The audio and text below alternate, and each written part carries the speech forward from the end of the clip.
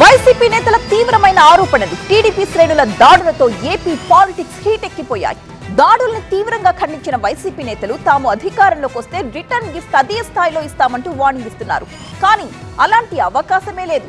2029లో కూడా కూటమిదే విజయం అంటూ ధీమా వ్యక్తం చేస్తున్నారు టీడీపీ నేతలు. అసలు తాము చేస్తున్నవి దాడులే కాదని, వైసీపీ రెచ్చగొడుతున్న రాష్ట్ర అభివృద్ధి కోసం సంయమనం పాటిస్తున్నామని కౌంటర్ ఇస్తున్నారు టీడీపీ నేతలు. ఇరు పార్టీ నేతల మాటల మంటలు సెగలు పుట్టిస్తున్నాయి. వైసీపీ నేతల ఇళ్లపై టీడీపీ శ్రేణుల దాడులతో కృష్ణా, గుంటూరు జిల్లా రాజకీయాలు కుతకుతలాడుతున్నాయి. మాజీ మంత్రులు జోగి రమేష్, షమ్మటి ఇళ్లపై దాడిని తీవ్రంగా పరిగణించిన వైసీపీ యాక్షన్ ప్లాన్ రెడీ చేసింది. 2 జిల్లాల నేతలతో పార్టీ ముఖ్య నేత సజ్జల మీటింగ్ నిర్వహించారు. ఈ క్రమంలోనే జోగి రమేష్ ఇంటిని కృష్ణా జిల్లా నేతలతో కలిసి అణువణువు పరిశీలించారు. దాడి ఘటనను జోగి రమేష్ అడిగి తెలుసుకున్నారు. రాష్ట్రంలో అరాచకం రాజ్యమేలుతోందని సజ్జల మండిపడ్డారు. తమ పార్టీ నేతల ఇళ్లపై దాడులు చేసిందే కాక తిరిగి కేసులు పెడుతున్నారని విమర్శించారు. ఈ దాడులను అన్ని రకాలుగా ఎదుర్కొంటామన్నారు. తాము అధికారంలోకి వచ్చాక వడ్డీతో సహా చెల్లిస్తామని హెచ్చరించారు సజ్జల. మీ గొయ్యి మీరు తవ్వుకోవడంలో భాగంగా మా మీద జరిగే వాటికి ప్రతి దానికి అయితే రికార్డు ఉంటుంది.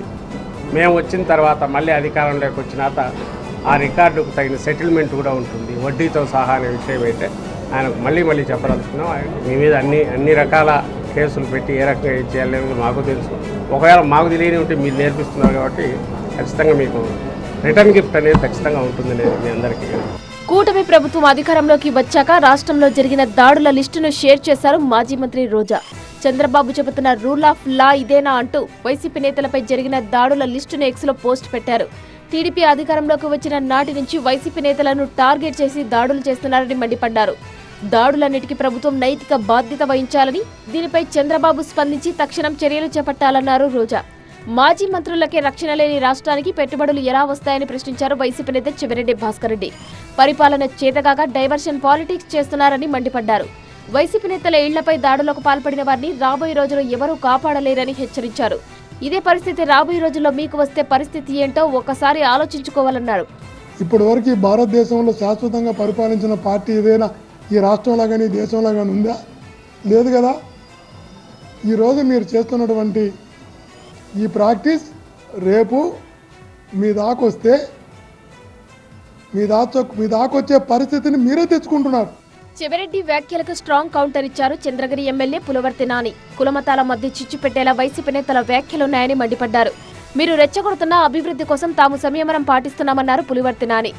5 సంవత్సరాలు వెనకాల పోయినటువంటి రాష్ట్రం ముందుకు పోవాలన్న ఉద్దేశంతో ఎన్డీఏ కూటమి అందరూ కూడా ఉన్నారు. ఎక్కడ కానీ ఎవరికో భయపడలేరు. మేము ఇచ్చేస్తామంటే ఎవరు ఇక్కడ ఓర్చుకొని ఉండరు. కాబట్టి ప్రజలందరూ గమనించి మనమందరూ కూడా మన చంద్రగిరి నియోజకవర్గం అభివృద్ధి చేస్తూ మన ఉమ్మడి చిత్తూరు జిల్లాతో పాటు మన తిరుపతి జిల్లాను కూడా అభివృద్ధి బాటలో తీసుకొని పోయి రాష్ట్రంలో ఎన్డీఏ కూటమి నాయకుల్లో మన ముఖ్యమంత్రి అయినటువంటి చంద్రబాబు నాయుడు గారు, డిప్యూటీ సీఎం గారు అయినటువంటి పవన్ కళ్యాణ్ గారు, ఐటీ శాఖ మంత్రి నారా లోకేష్ గారు, మోడీ గారి నాయకత్వంలో 2029లో ఇంకా ఎక్కువ సీట్లతో తెచ్చే విధంగా మేమంతా ఉన్నాం. చెప్పిన విధంగా సూపర్ 6 పథకాలు ఇస్తున్నాం.